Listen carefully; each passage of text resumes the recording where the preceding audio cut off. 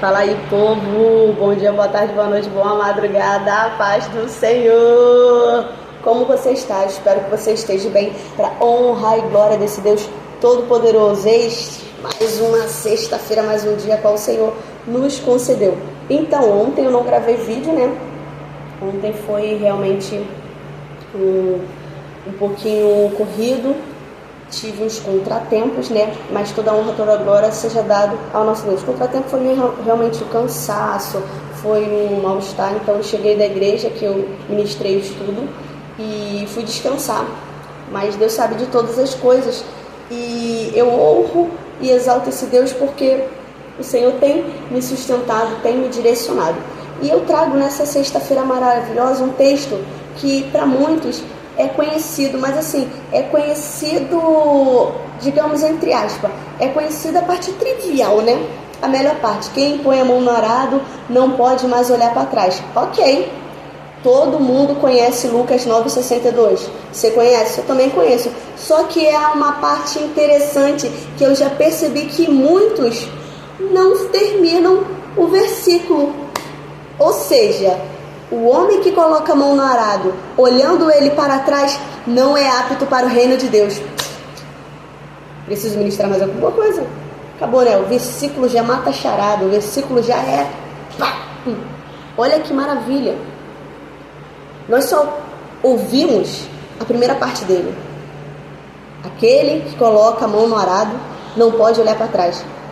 Aí o Senhor fala assim, e olhando para trás, não é apto para o reino de Deus. Aquele que olha para trás não é apto do reino de Deus. Imagina você com o seu ministério, com a sua caminhada cristã, olhando para trás e o Senhor falando assim, você não é apto.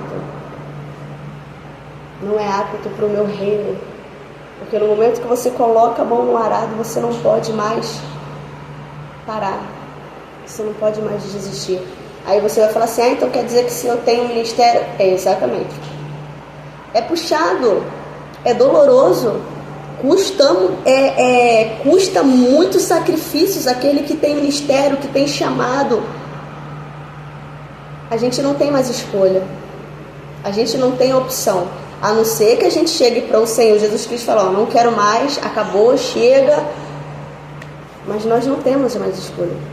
E as pessoas, elas querem ter ainda a sua vontade.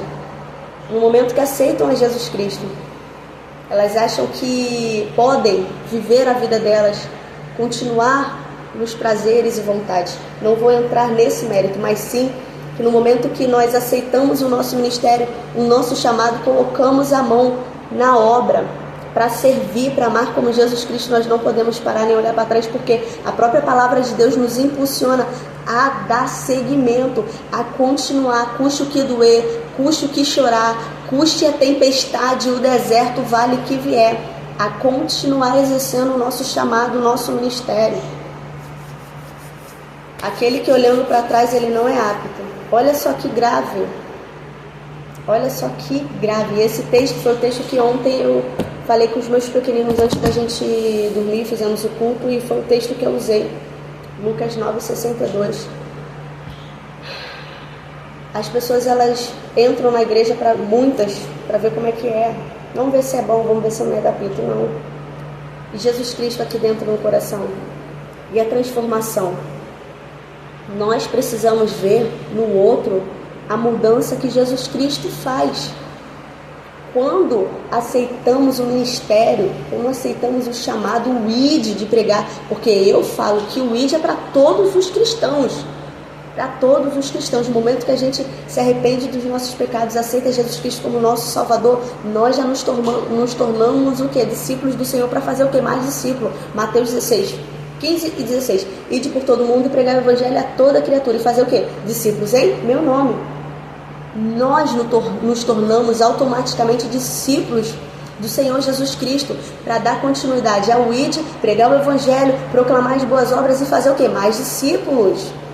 E no momento que nós colocamos a mão no arado, que colocamos a mão na obra, que colocamos a mão no nosso ministério de cumprir o ID. Nós não podemos largar a rede, nós não podemos sair do barco, nós não podemos largar o nosso ministério, o nosso chamado, simplesmente porque a gente não quer. É um preço a se pagar. Aí a palavra está dizendo, ok, você olhando para trás, então Jesus Cristo está dizendo, você não é apto ao reino dos céus. Pronto. Largou, não quer mais, foi viver sua vida, foi para o mundo, está fazendo o que quer, então você não é apto ao reino de Deus. Isso é grave. Eu escutei essa semana várias especulações, mas cantava, mas era uma bênção. E está onde? Está no mundo. Está igual ovelha desgarrada, perdida. Por quê? Jesus Cristo estava no coração dele. São vidas que não são aptas ao reino de Deus, a própria palavra diz. Aí você fala assim, nossa, Débora, que crueldade. João 3,16, Jesus Cristo veio para todo mundo. Jesus Cristo veio para todos. Mas o reino dos céus é só para o filho obediente, que serve, que ama como Jesus Cristo e busca o quê?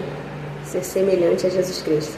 Que Deus te abençoe grandemente, poderosamente, que jamais falte a presença do Senhor Jesus Cristo na sua vida. Para a gente saber, entender, é preciso ler, é preciso se alimentar.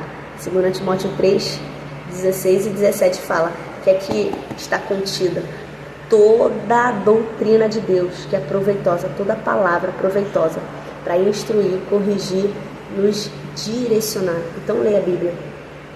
Cresça diante da presença do Senhor Jesus Cristo. Que Deus abençoe a sua vida grandemente, poderosamente. A paz.